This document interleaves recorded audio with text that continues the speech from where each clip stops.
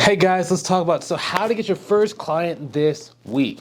Okay, so this is one of the biggest questions I get asked, especially if someone's like trying to start the business, or maybe they've been trying to start the business for a little while, but they just want like a really easier way to go and get some revenue into their business and they get like a cash infusion. So first things first, I'm always thinking about picking my platform, and whenever I like to start, I always like to do two platforms. So for me, when I was building my like six-figure bookkeeping and CFO business, even when I was like building my coaching and mentorship program, right, there are two platforms at all times I like to use. So for my bookkeeping and accounting, I like to use, number one is LinkedIn. A secondary platform is going to be like Facebook. Now, I like using LinkedIn for a number of reasons. Number one is because it makes it easier for you to see who you're actually talking to.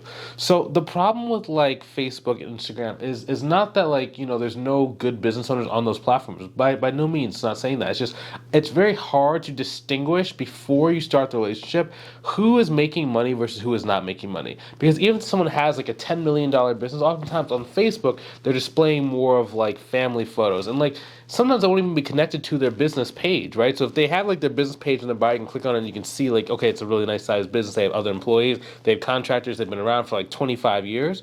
But in general, you can't see it because a lot of times people are doing a lot of personal stuff.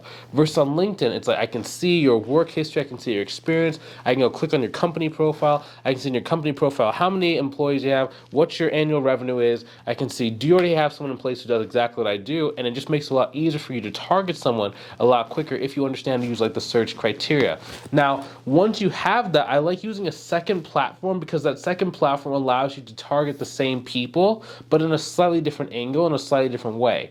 So you can use it two different ways. Number one, you could go and find the people on LinkedIn, start trying to connect with them on LinkedIn, and then send the same kind of connection request, the same thing on like Facebook, just in case they're not as active on LinkedIn. A second way you can do it is you can actually extend the number of like relationships you can build. Because on LinkedIn, for example, there's only a certain amount of relationships you can build every single day. But if you can go and see this entire list of people in the industries that you're going after, you can do half of the list you're going to target on LinkedIn, the other half you're going to target on Facebook. So you just multiply the number of people who you can build relationships with by 2. And it grows really, really quickly. So I'm always thinking about that. I always want to make sure I'm diversified. I always want to make sure I have like the highest chance of being able to go and get relationships started. Another example of this would be like one of our students, like Jay. So when Jay started, he chose to do Facebook groups and he chose to do email marketing.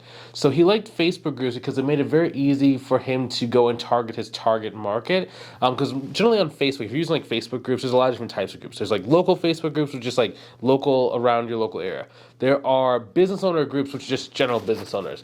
There are information/tutorial style groups, or like tutorials on like software, platforms, or just different areas of life. But there's also these niche specific groups that are like for, let's say, like construction groups or restaurant owners groups or nonprofit business owner group, right? So being able to go inside of those, once you've understood who your niches are, you can go very deep and start just building connections with as many of the people as possible. And then you can start utilizing, like, they have conversations, and based on what people are talking about, you can kind of surmise basically what level of business are they playing at, how long have they been in business, and are they potentially going to be a good target market for you. So that's why I use Facebook group. He also liked using email marketing, right? I personally like email marketing as well because it allows you to be able to hit a high number of targets. And if you're really good at writing good email copy, you can get people who have like a particular interest or like a little bit, if they need like a cleanup or they have some sort of like need, you can get them to raise their hand and say they're interested. Now, when you're doing email marketing, it can be a little bit more challenging because number one, you have to like find like what is the right way to message people. Right, and within there's a lot of different ways. So there's a subject line, there's a headline, there's the body copy, there's a salutation, there's a PS, there's a phone number, or do you want to do an email? There's a lot of like moving parts with emails, but once you get it right, you can just keep sending the emails to a larger and larger and larger group of people, and it just grows very, very exponentially over time.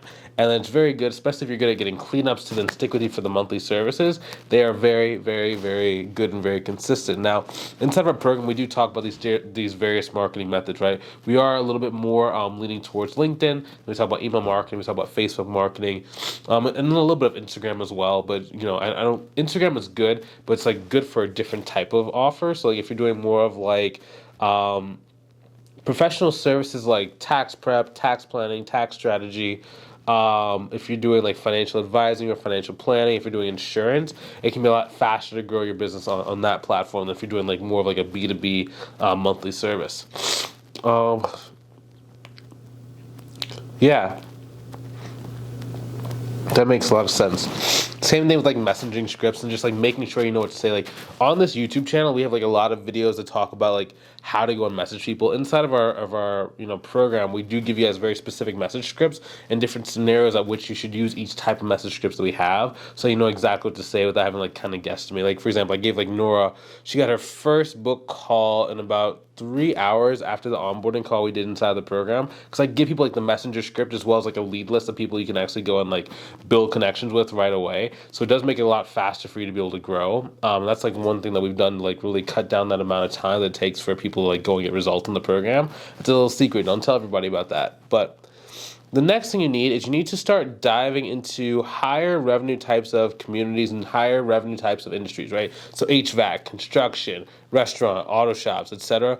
And like, if you go and speak with them, you're generally going to have a higher likelihood of finding a client that has a budget. So what some people do is like when they first get started, they try and go after like the small industries, right? So that's like they go after like independent contractors, like truckers, or they go after like hairstylists. So they might go after like food truck owners, right?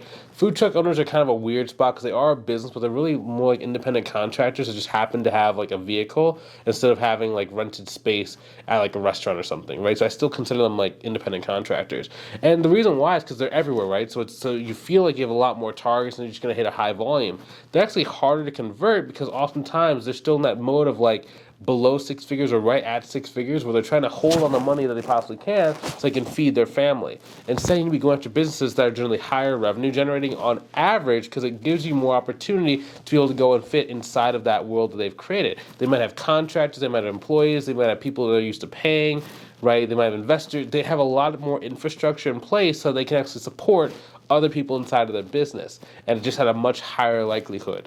So that's kind of why I like going after those types of businesses a little bit more rather than going after like independent contractors. So it's a lot easier for you to hit like a revenue goal, especially if you're going after like bigger size clients. So for example, one of our students named Lori, so she had about $1,000 per month client, right? But before that, she had been trying to get clients. I think she had like 2 clients for like $300 a month. It was very hard for people to actually want to work with her.